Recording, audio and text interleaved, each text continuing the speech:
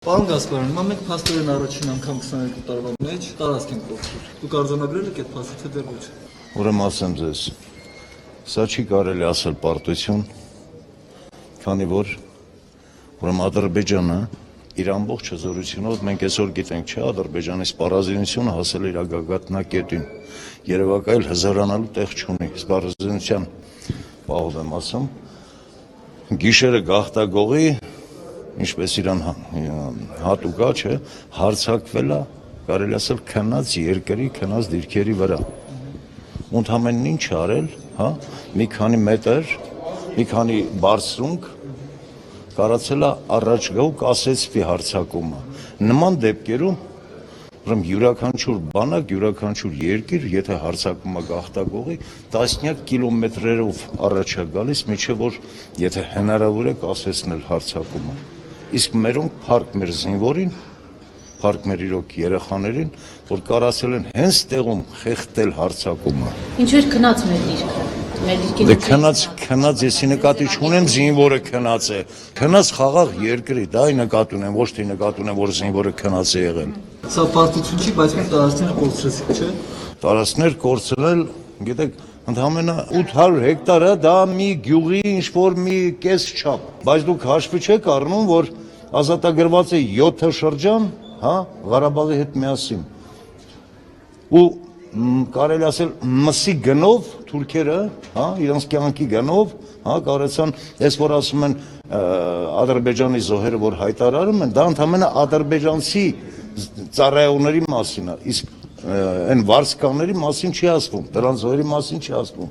որը որ երևի 2000-ից ավելին է։ Ով պետք է պատասխան տա այդ կորուստների համար։ Իսկ ինչ որ պատասխան տվող է դրա համար պետք։ Պատերազմը։ Մարդիկ, որ նախագահ են ընտրվում, երթում են համադրության վրա տարածքների ամբողջականության պահպանման մասին։ Տարածքների ամբողջականությունը այսօր չկա։ Չէ, նորից դուք ուզում եք ինչ-որ բան անեք, մեղադրանքը ինչ-որ մեկի մեղավոր ճանաչեք, այդտեղ սրա մեջ մեղավորներ մի փնտրեք։ Նորից եմ կրկնում, փառք մեր զինվորին, փառք մեր բանակին, որ կարացավ նման հզոր հարձակումը, հզոր ի նկատի ունեմ եւ սպառազինությունը եւ քանակը տեղում հենց կասեցնել ու խեղդել։ Ամբողջ աշխարհով այսօր Ադրբեջանը գլուխը կախ պիտի մանգա, որ իր պլանները ձախողվեց ու չկարեցավ իրականացնել։ Պետք է հետգրասնենք այդ տարածքները, թե արդեն կարիք չկա։ Դե հնարավոր է վերցնենք։ Նշանակություն ունեն այդ տարածքները մեզ համար։ Ասում են ամայի են, բնակավայր չեն, ինչ տարածքներ են։ Չէ, որ ասենք ինչ-որ նշանակություն լուրջ ինչ-որ դերակատարություն ունի այդ դիրքերը, ես չէի ասի, ընդհանրապես մի քանի նորից եմ ասում բարձրունք։ Դուք երևի չեք եղել այնտեղ, դուք չեք իմանում, այդ Թալիշի հատվածում, հա, Թալիշը իրանց ինչ-որ հսկողության տակ են գնում։ Իսկ Լալայլագի բարձրունքը այնտեղ ամայի տարածք է, բնակություն չկա։ Բայց բարձունք է, որ վերևից կա։ Դե մի դիրքեսկում նաև բարձրունք է, էլի որտեղ մենք ենք նստած։ Որ հրամանատար Սերժ Սարգսյանը որևիցե մեղավորություն չունի, այն որ տարածքների կորուստ է եղել, այն որ Իսկ դու որտեղ եք գտնում իր մեղավորությունը։ որ ի սկզբանե կարող է որևիցե տարածքային կորուստ չկա, հետո արդեն ինքնաթիռով հարցադրություն։ Նման հայտարարություն ես չեմ լսել, որ ասվի։ Բաղրամյան 26-ում ապրիլի սկզբին Ես չեմ լսել նման հայտարարություն, որ տարածքի կորուստ չունենք։ Հա։ Բայց փաստը որ այսօր ասենք մի քանի դիրք գտնում է իրանց ձեռքում, դա էլ իմ կարծիքով ժամանակավոր է։ Իսկ տեղեկություն կա, որ երբ որ Խաչատրովին զեկուցել են, որ թուրքերը զորք են կուտակում եւ այլնզին տեխնիկա, Ես նման տեղեկություն չունեմ։ հրաման չի տվել։ Չի կարող պատահի նման բան, որ հանգար շտաբի պետին, բանակի շտաբի պետին զեկուցեն, որ կուտակումները ու ինքը հանգարտ ինչ-որ իր խաղով են գնում, բանտեր չկանի։ Այս ամենաշնորհիվ է բարոյական տարածքներ, թե զոհեր իշխանության կողմից այս թեման։ Ես էլ եմ գտնում, որ այդ մի 2-3 բարձրունքի համար, որը այսօր ոչ մի նշանակություն չունի մեր համար, իմաստ չունի էլի հարյուրավոր զոհեր տալ։ Այդ հարյուրավոր զոհերը մեր երեխեքն են ու յուրաքանչյուր ընտանիքում դուք տեսնում եք վիճակը, թե ինչ է կատարվում ամեն մի զոհի համար։ Դրանք ոնց որ ասում եմ, այդ մեծամասշտաբ պատերազմով իմաստ չկա վերցնելու։